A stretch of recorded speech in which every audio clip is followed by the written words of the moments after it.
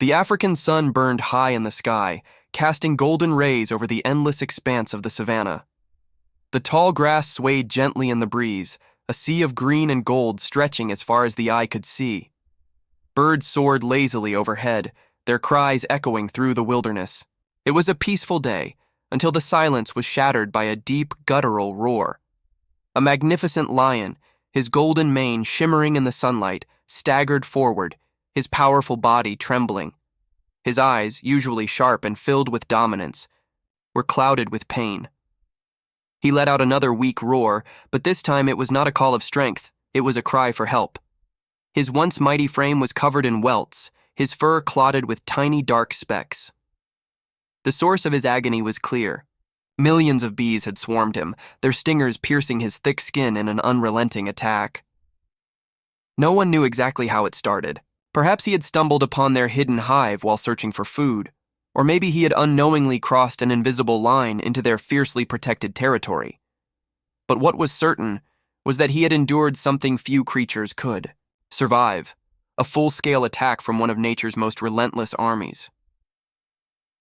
The lion took another shaky step before his legs gave way beneath him. He collapsed into the dry earth, his breathing heavy, his heart pounding. The bees had done their worst, but his will to live still burned. The savanna, usually teeming with life, now felt eerily still as the great beast lay motionless, battling, between life and death. Far away, a team of wildlife rescuers received an urgent call. A local ranger had spotted the injured lion barely moving, his body swollen and covered in stings. They had seen many animals in distress before, but this was something different. Time was running out. The lion's condition was worsening, and every second counted. As the rescue team raced against time, their truck bouncing over rough terrain, dust swirling in their wake, one question lingered in their minds. Would they reach him in time? Could they save the king of the savanna before it was too late? What happened next was something no one could have predicted.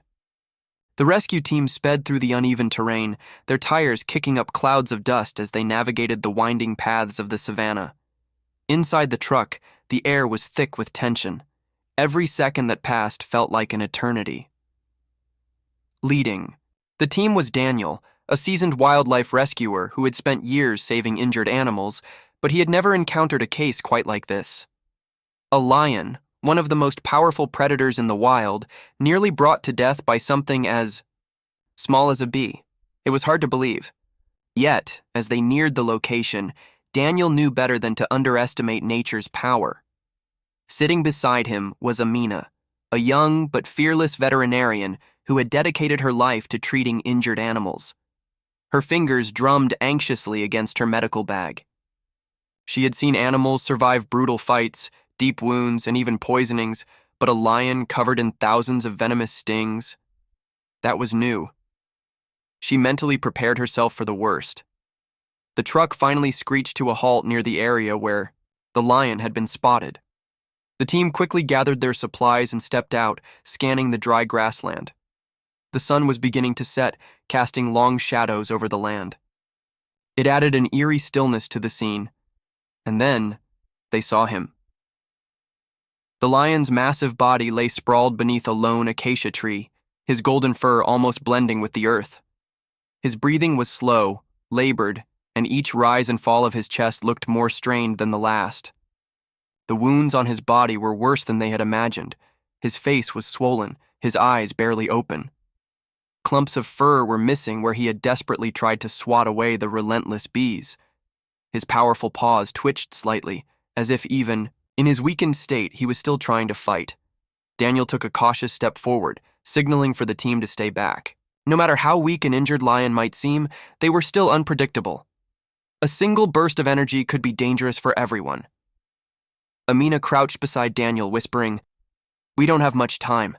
If the venom spreads too much, he won't make it." Daniel nodded. "We'll have to sedate him first." Reaching for her tranquilizer gun, Amina carefully loaded a dart, aiming for a safe spot on the lion's muscular shoulder. The others held their breath. If the lion was too agitated, the shot might miss, or worse, he might gather enough strength to run, making the rescue impossible. She took a deep breath, steadied her hands, and fired. The dart struck its target, and for a moment, the lion barely reacted. Then, his ear flicked, his muscles tensed, and a low growl rumbled from his throat. Even in his fragile state, he was still a fighter, but within moments his breathing slowed even more, and his body gradually relaxed.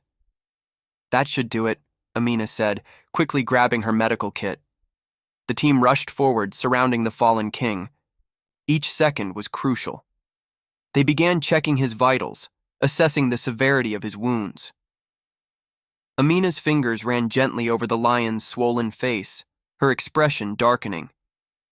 "Some of these stings are deep. If we don't extract them carefully, the toxins could keep spreading." Daniel turned to his team. "We need to get him back to the reserve. He won't survive out here." It was a race against time. The lion's life hung in the balance, and the biggest challenge was still ahead, getting him to safety before his body shut down completely. But just as they were about to lift him onto the stretcher, a deep, guttural sound rumbled through the air. Another lion was near, and it wasn't happy. A deep, guttural growl echoed through the dry savanna air, stopping the rescue team in their tracks. The sound was unmistakable. Another lion was near. Daniel and Amina exchanged tense glances. They knew that injured animals often attracted unwanted attention, and in the wild, even a weakened lion could be seen as a threat or an easy target. The team turned their heads, scanning the tall grass. The fading sunlight made it harder to see, but then movement caught their eyes. Emerging from the shadows was a second lion, its powerful form moving with slow, deliberate steps. His amber eyes locked onto the scene before him. Humans gathered around a fallen member of his kind. The new lion's muscles tensed, his ears pulled back. Was he a rival? A brother? A protector? The team couldn't be sure, but one thing was clear. He wasn't going to back down easily. Daniel held up a hand, signaling the team to stay calm. Any sudden movements could trigger an attack. Amina's heart pounded as she kept one hand near her medical bag and the other near the tranquilizer gun. But they all knew they didn't have enough sedative to handle another full-grown lion. For what felt like forever, the wild lion stood motionless, observing them. Then, to everyone's surprise, he let out a low, rumbling sound, not a roar, but something softer, a warning perhaps, a call of recognition. Then, the lion did something unexpected. Instead of charging forward, he slowly stepped closer to the injured lion, sniffing the air cautiously. His gaze softened, and a quiet understanding passed between the two. Amina exhaled sharply. "I think they know each other," Daniel nodded. "Maybe they're from the same pride." The rescue team remained still, watching as the standing lion gently nudged the fallen one with his nose. There was no aggression, only concern. It was as if he was urging him to get up, to fight through the pain. But the injured lion was too weak to respond. His body remained still, his breath shallow. The standing lion let out a soft grunt, then took a few steps back, still watching over them. He wasn't leaving, but he wasn't attacking either. It was as if he understood what they were trying to do. Taking this as their chance, Daniel whispered, "Let's move, slowly." Carefully, the team lifted the injured lion onto the stretcher. His body was heavy, but they worked together, moving him toward their truck. Every second felt like an eternity. The second lion followed, keeping a close but cautious distance. He wasn't stopping them. He was watching, guarding. As they finally loaded the lion onto the truck, the standing lion gave one last deep stare, then turned and disappeared into the tall grass, vanishing as silently as he had come. The ride back to the reserve was tense but hopeful. Amina worked tirelessly to treat the lion's wounds, carefully removing the embedded stingers and administering medication to ease the swelling. He was still weak, but his heartbeat was steady. By the time they reached the reserve, night had fallen, and the sky was painted with countless stars. The team gently unloaded the lion and brought him into a secure, quiet enclosure where he could recover. His breathing was still heavy, his body still fighting, but there was a new sense of peace in the air. Days passed, and slowly the lion began to heal. His strength returned, his wounds closed, and the fire in his golden eyes reignited.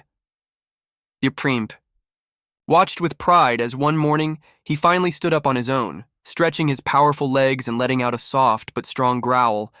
And then, just as if the wild knew what had happened, something incredible occurred. Standing at the edge of the reserve just beyond the fences was a familiar figure, the lion who had watched over him that night. The two locked eyes for a brief moment. Then, without hesitation, the healed lion turned and began walking toward the open savanna where his guardian waited. He was ready to return home. The team watched in awe as the two lions disappeared into the wild side by side. It was a reminder that even in nature, there was loyalty, resilience, and an unspoken bond that could never be broken. As the wind rustled through the grass, Daniel turned to Amina and smiled. "We did our part," Amina nodded. "And now, nature will do the rest." And with that, the king of the savannah walked back into the wild, not as a victim, but as a survivor.